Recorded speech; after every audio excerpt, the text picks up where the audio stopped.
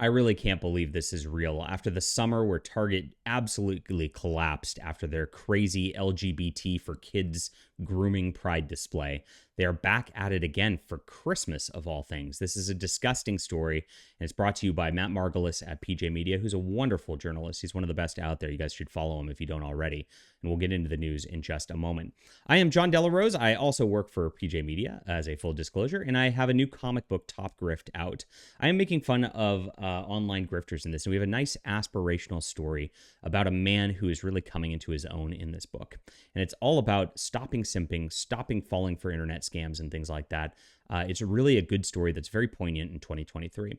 I have this on Fund My Comic, which is a conservative-owned website, which is for free speech, which is, of course, something else I'm trying to promote, because the owners over there are good people who are trying to compete against the big tech like Kickstarter, Indiegogo, Amazon, and they need you to come over and, of course, back books like this in order to get that site going and get more traffic over there so that they can fully win and be a true competitor to these big monoliths. So check this out. This link's in the description below. I really so appreciate the support so far, guys. Thanks so much for doing this. And, of course, we will be continuing right along with all of our culture war stuff we're doing here. So here it is. Target hasn't learned its lessons, doubles down on grooming kids. This summer, a few short months after Bud Light destroyed its brand by partnering with Dylan Mulvaney, retail giant Target also experienced the wrath of consumers, not only offering its merchandise and clothing with trans-friendly slogans and books pushing radical leftist gender ideology to children, but also placing these displays front and center in their stores. A boycott ensued and the company lost billions in market values. Target's situation was not that much different than Bud Light's. After angering its consumer base by partnering with Mulvaney, Anheuser-Busch tried to walk back his disastrous partnership with him with only angered LGBT activists. So once you wade into this stuff, guys, once you get into the gender identity politics, once you start it, you're going to be in a vicious cycle. And I got to tell you, this is me speaking to the corporations. I don't know why I bother. But you're going to turn off all the normal people first. They're going to stop buying your product. Then the LGBT people are going to get mad because you're going to have to walk back your nonsense in order to try to court the normal people again. And so because of that, you're going to lose everybody. Once you go into leftist politics, you can't come back. You destroy your company, period. Get woke, go broke every single time. But here we go.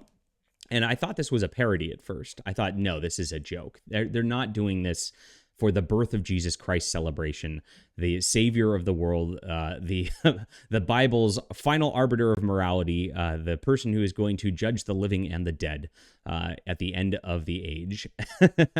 Yes, for his birthday now, they're putting trans LGBT Pride displays and Santas in wheelchairs. I don't know how Santa's going to climb down chimneys and give kids presents in a wheelchair, but, you know, it's a black Santa, of course.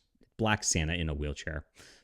Very important. You have to hit all. It's so ridiculous. It's like, is somebody really going to buy this? Is this for real?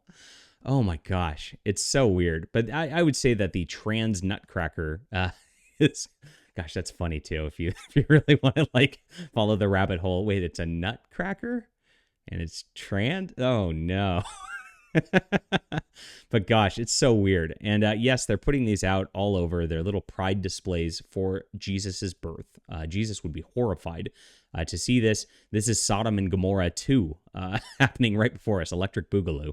And gosh, I really hope that like America can turn back and become faithful again like it used to be. We were a wonderful Christian nation.